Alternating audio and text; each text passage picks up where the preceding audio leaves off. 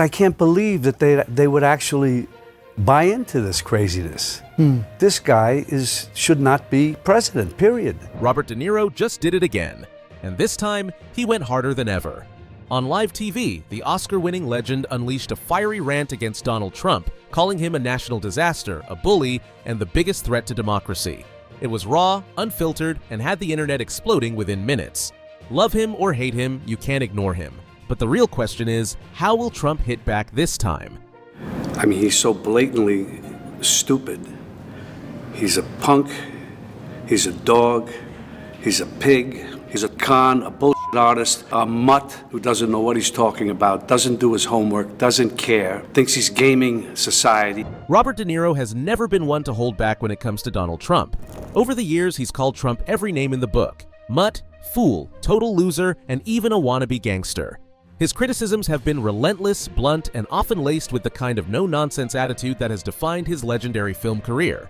But this time, he took things to a whole new level, making it clear that his contempt for Trump has only intensified. As you've said before, this guy's a con artist, and he's gotten away with it for years. No, he's more than that to me. He's sick. He is really, genuinely a sick person that somehow has been allowed into our system. And I'm not calling him, I'm tired of calling him names. He just can't be anywhere near the office of the presidency. Appearing live on television, De Niro delivered one of the most scathing anti-Trump tirades we've ever seen. With his signature intensity and unapologetic bluntness, he tore into Trump, calling him the biggest threat to democracy and ridiculing his long list of legal troubles. He mocked Trump's obsession with intimidation, his inability to accept responsibility, and his endless cycle of scandals. He even took a jab at Trump's infamous way of drinking water with both hands, comparing it to a child clutching a juice box. A small but hilarious detail that sent social media into a frenzy. It makes me so angry that this country has gotten to this point, that this fool, this bozo, has wound up where he has. He talks how he wants to punch people in the face. Well, I'd like to punch him in the face. This isn't the first time De Niro has gone after Trump. This feud has been brewing for years, growing more intense with each passing political cycle. Back in 2016, when Trump was still just a reality TV star turned political candidate, De Niro was already warning people about him. He famously said he wanted to punch Trump in the face, a statement that quickly went viral and became an early example of the deep resentment Hollywood had for Trump's rise to power. De Niro wasn't just making an offhand comment, he was genuinely alarmed by what he saw coming. By 2018, De Niro had officially entered full-on rage mode. When he stepped onto the Tony Awards stage that year, he didn't bother with a long-winded speech. Instead, he simply declared, "F Trump," dropped the mic, and basked in the thunderous applause of the crowd, a moment that instantly became one of the most memorable political statements in awards show history. His words weren't just an insult, they were a battle cry for everyone who saw Trump as a threat to democracy. And they might think that it's going to make their life better, or they just want to, excuse my French, they just want to with the rest of the country. Literally. Those people who support him with anger and hate, because that's what he's about, they're going to see. The moment De Niro's rant hit the airwaves, social media went into full meltdown mode. Within minutes, Twitter, or should we say X, was flooded with reactions. Liberals were celebrating, calling it the speech of the year, and joking that De Niro should run for office himself. Memes started flying, with some photoshopping De Niro into the Avengers, standing next to Captain America with the caption, "We don't trade lives." MAGA supporters, on the other hand, were fuming. They called for a boycott of all things De Niro, urging people to burn their copies of Goodfellas and The Godfather, as if that's going to happen. The outrage was immediate, with right-wing commentators branding De Niro as yet another Hollywood elite trying to lecture America. Fox News quickly jumped into panic mode, launching an entire segment about how out of touch celebrities are with real Americans.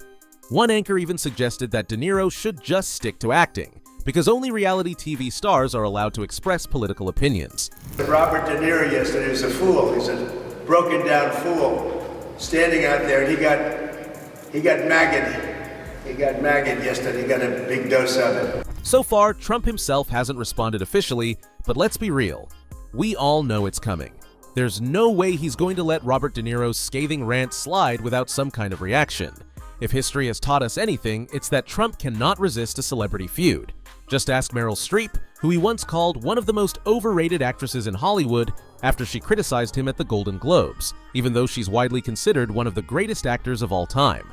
Or Alec Baldwin, whose Trump impression on Saturday Night Live annoyed the former president so much that he fired back with a rant about how Baldwin's career was dead, as if Baldwin wasn't still booking roles and winning awards. It's only a matter of time before Trump logs onto Truth Social and fires off a long-winded, typo-ridden, all-caps response about how De Niro is a washed-up actor who is just seeking attention and desperately trying to stay relevant. He'll probably throw in something about how Hollywood is failing, the Oscars are rigged, and how nobody cares about movies anymore. Over the last 8 years, we've heard you talk about the former president. You have called him a fraud, a con artist. You've said he's a New Yorker like you, and you have watched this brand of BS for decades. At this point, De Niro versus Trump is less of a celebrity feud and more of an ongoing political soap opera. It's like The Real Housewives, except with Oscar winners and former presidents instead of table-flipping reality stars, dramatic confessionals, and staged fights for ratings. The only difference is that this drama has real-world consequences, and the stakes are far higher than a reality TV reunion special. But beyond the entertainment value, this clash represents something much bigger: Hollywood's role in politics and the influence of public figures on national conversations. Some people argue that celebrities should stay out of politics. They believe actors like De Niro shouldn't be using their platform to talk about the government or influence elections. But others argue that if you have a platform, you should use it, especially when democracy itself is at stake and fundamental rights are on the line. And let's be real, Trump doesn't have a problem with celebrities being political.